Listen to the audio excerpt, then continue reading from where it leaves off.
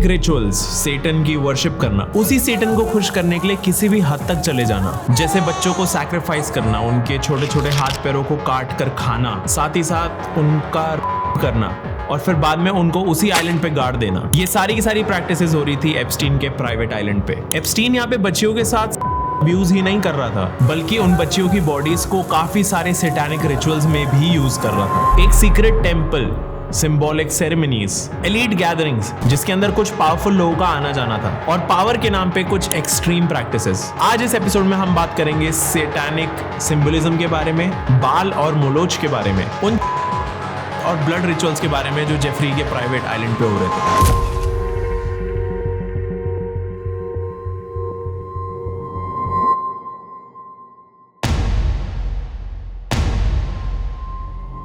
Saint James island के ऊपर एक मेन हाउस था, 3 गेस्ट कॉटेजेस थी, एक हेलीपैड था और पूल्स भी थे। लेकिन वहां पे एक चीज ऐसी भी थी जो स्ट्रक्चरली वहां बिलोंग नहीं करती थी। उस आइलैंड पे एक कोने में एक स्ट्रक्चर था जिसको देख के किसी के भी मन में सवाल आ सकता था कि ये स्ट्रक्चर यहाँ पे क्यों बनाया गया है। मैं बात कर रहा हूँ एप्स्टीन के इस स्ट्रेंज से दिखने वाले टेंपल के बारे में, जो हमने किसी ना किसी तरीके से सोशल मीडिया पे किसी रील में या फिर किसी और फुटेज में या किसी पिक्चर में देख ही लिया होगा। इट्स अ बिल्डिंग जिसके ऊपर एक डोम है और बिल्डिंग के चारों तरफ ब्लू एंड व्हाइट स्ट्राइप्स है। जब एप्स्टीन के आइलैंड के बारे में बात होनी शुरू हुई तो स्टार्टिंग में तो लोगों ने इस स्ट्रक्चर को, इस टेंपल को इग्नोर करा था, लेकिन बाद में जाके उन्होंने नोटिस करा कि जितनी भी रेजिडेंशियल बिल्डिंग्स थी, जितने भी घर थे, इवन एप्स्टीन का जो मैंशन था वो इस स्पेसिफिक टेंपल से काफी दूर था। ऐसा लग रहा था कि इंटेंशनली इस टेंपल को सारे रेजिडेंशियल एरिया से दूर रखा गया। And it was very strange कि एक इतना अजीब सा स्ट्रक्चर पूरे आइलैंड के टॉप पे कैसे। बेसिकली ये जो टेंपल था ये एक हिल टॉप पे था एंड देखा जाए तो ये आइलैंड का सबसे टॉप मोस्ट पार्ट था जिसके ऊपर इस टेंपल को बनाया गया था। एप्स्टीन के इस टेंपल के आसपास बहुत ज्यादा सिक्योरिटी रहती थी, बहुत ही रिस्ट्रिक्टेड एक्सेस था इस टेंपल के अंदर। एप्स्टीन का जो ये टेंपल था उसका स्ट्रक्चर काफी ज्यादा मामलुक टेंपल जैसा था। ये क्लियरली दिख रहा था कि एप्स्टीन ने अपना जो ये टेंपल बनाया था वो उसने बहुत ही ज्यादा अच्छे से डेडिकेट करा हुआ था to Mamluk era. Mamluk era is basically वो टाइम जब छोटे बच्चों को किडनैप करके उन्हें स्लेव्स बना के रखा जाता था और उन्हें बड़े बड़े एलिट्स को सेल कर दिया जाता था। एंड मामलुक एरा के अंदर छोटी छोटी यंग गर्ल्स को भी सेल करा जाता था टू एलिट्स, जिससे कि वो एलिट्स उन बच्चियों को एज अ कॉन्क्यूबाइन यूज कर सके। सिंपल लैंग्वेज में कहा जाए तो एप्स्टीन अपने सारे कारनामों को सिंबॉलिकली पूरी दुनिया के सामने ऑलरेडी रख चुका था। जैसे कहते हैं ना कि जब कोई भी चीज तुम्हारे जस्ट सामने रखी हुई होती है तो हम उसे इग्नोर कर देते हैं, ऐसी एक कहावत है। और सेम चीज जेफरी के इस टेंपल के साथ हुआ। जेफरी के बारे में इतनी बातचीत हो रही थी, उसके आइलैंड के बारे में इतनी बातचीत हो रही थी, लेकिन लोगों ने स्टार्टिंग में इस टेंपल के ऊपर ध्यान ही नहीं दिया। सवाल ये आता है कि इस टेंपल में इतना ज्यादा रिस्ट्रिक्टेड एक्सेस क्यों था, इतनी ज्यादा सिक्योरिटी क्यों लगी रहती थी? क्योंकि ये एप्स्टीन की सेरेमोनियल प्लेस थी, ये एप्स्टीन का सैक्रिफिशियल टेंपल था। और इन सारे सैक्रिफाइसेस की जो कंस्पिरेसी थ्योरी है वो और ज्यादा रियल हो जाती है जब आप जेफरी के इस बैंक अकाउंट को देखते हो। जेफरी एप्स्टीन ने अपने इस बैंक अकाउंट का नाम बाल रखा हुआ था। एंड नाउ टू अंडरस्टैंड कि बाल क्या है और बाल का नाम सुनते ही क्यों ये टेंपल एक रिचुअल प्लेस की तरह लगने लगता है और ज्यादा डार्क और स्केरी जगह लगने लगती है, ये सब कुछ जानने के लिए हमें हिस्ट्री में जाना पड़ेगा।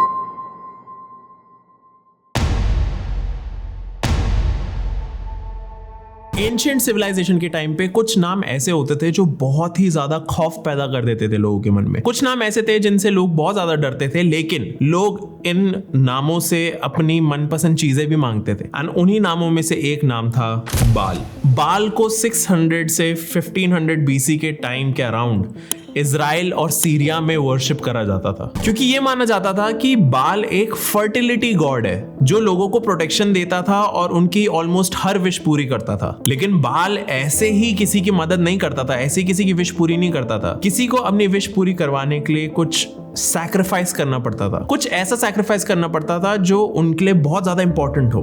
This was the trade. मतलब कि अगर तुम्हें बाल से कुछ चाहिए, तुम्हें कोई अपनी विश पूरी करानी है, तो तुम्हें बाल को कुछ देना पड़ेगा। एंड जितना बड़ा सैक्रिफाइस होता था उतनी ही बड़ी विश पूरी होती थी। इसीलिए बाल की वर्शिप करते टाइम लोगों ने अपने न्यू बॉर्न बेबीज को सैक्रिफाइस करना शुरू कर दिया था, क्योंकि वो तो सबसे ज्यादा वैल्यूएबल होंगे किसी भी पेरेंट के लिए, किसी भी इंसान के लिए। अपना बच्चा ही सैक्रिफाइस कर देना, आई थिंक इससे बड़ा सैक्रिफाइस नहीं हो सकता था। तो जितने भी बाल वर्शिपर्स थे उन्होंने इस चाइल्ड सैक्रिफाइस की रिचुअल को बहुत ज्यादा यूज करना शुरू कर दिया था, जिससे उनकी विशेस पूरी हो जाए। एंड ऑलमोस्ट हर एक रिलीजन में बाल को कहीं ना कहीं एक फॉल्स गॉड की तरह बताया गया है, और क्रिश्चियनिटी में बाल को एक डीमन कहा गया है, वेयरएज इस्लाम में बाल की वर्शिप को शिर्क बताया गया है। बाल की वर्शिप में कल्टिक सेक्सुअल प्रैक्टिसेस बहुत ही ज्यादा कॉमन है, जो कि एप्स्टीन अपने आइलैंड पे पहले से ही कर रहा था। और अगर हम बाल के बारे में बात कर रहे हैं तो हमें मोलोच के बारे में भी बात करनी चाहिए, क्योंकि Moloch himself is a sacrificial god. Moloch को कैनानाइट कम्युनिटी वर्शिप करती थी इन ancient Israel.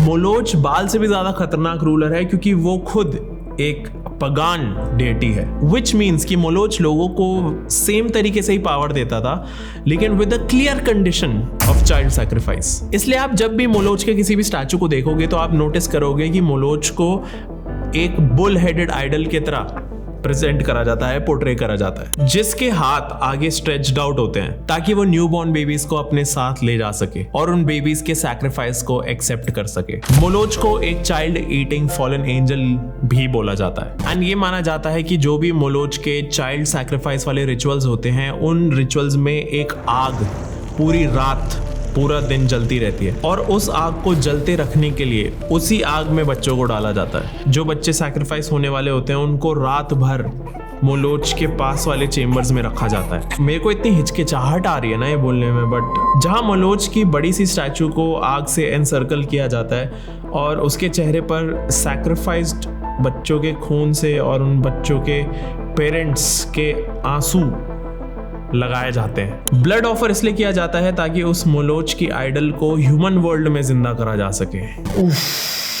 It's very possible ये वीडियो हट सकती है यूट्यूब से, वेरी पॉसिबल।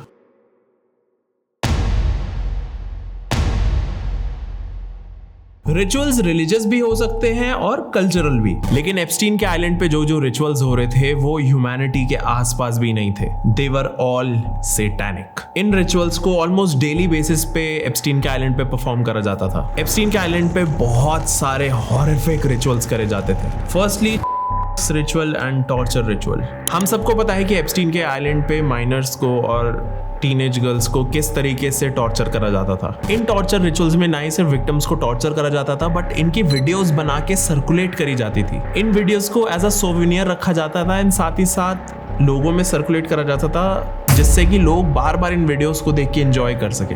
ये कितनी फक्ड अप बात है। और जिन लोगों में ये वीडियो सर्कुलेट होती थी वो डिस्कस करते थे कि आगे हम और कैसे बेटर तरीके से टॉर्चर कर सकते हैं एक विक्टिम को। ये चीजें डिस्कस करते थे।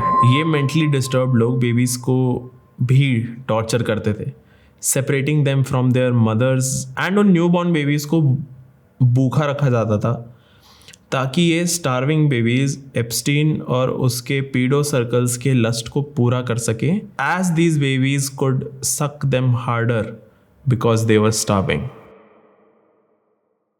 इट लुक्स लाइक कि Jeffrey Epstein was involve in also, because एक ईमेल में, जेफरी के एक ईमेल में वो यंग गर्ल्स की किलिंग की बात करता है काफ़ी इनडायरेक्टली, लाइक उनके सर को श्रिम्प की तरह फेंक देना और सिर्फ उनकी बॉडीज को अपने साथ रखना। ये जेफरी के ईमेल्स में मेंशन्ड है। इमेजिन करो वो विक्टिम्स की बॉडीज के साथ क्या क्या करता होगा। ये सारे टॉर्चर सिर्फ एप्स्टीन की लस्ट को फुलफिल करने के लिए नहीं थे।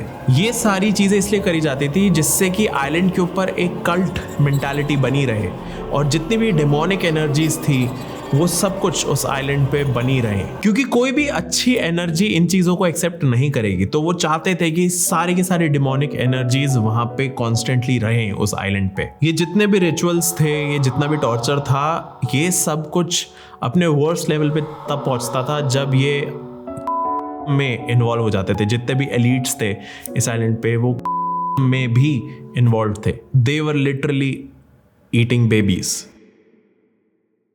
हमने पता नहीं कितने सारे टॉक शोज में कितनी सारी वार्निंग्स मिस करी हैं। तुमने किसी ना किसी इंसान को टॉक शोज पे बोलते हुए तो सुना ही होगा कि they are eating babies, let's have a pizza party, और हम सबको कोई क्लू नहीं था कि ये असलियत में हो रहा है। एक बार के लिए ना हम कोड वर्ड्स की तरफ ध्यान देते हैं। जो ये पूरा एलीट सर्कल था जो ये सैटानिक रिचुअल्स करता था, वो सारे कोड वर्ड्स जो ये लोग यूज करते थे सीक्रेटली बात करने के लिए। ईमेल्स पे भी ये अलग अलग वर्ड्स बनाते थे to refer to other things, जैसे कि hot dog equals to boy, pizza का मतलब था गर्ल, चीज का मतलब था लिटिल गर्ल, आइसक्रीम का मतलब था मेल प्रोस्टिट्यूट, सॉस का मतलब था ऑर्जी।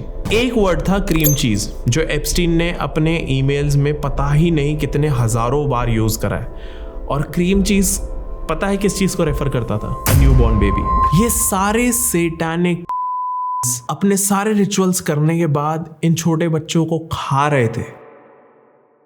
अभी रिसेंटली ही एप्स्टीन के आई मैसेजेस को रिवील करा गया है बाहर, और उसके अंदर वो बात कर रहा है वुडी एलन से।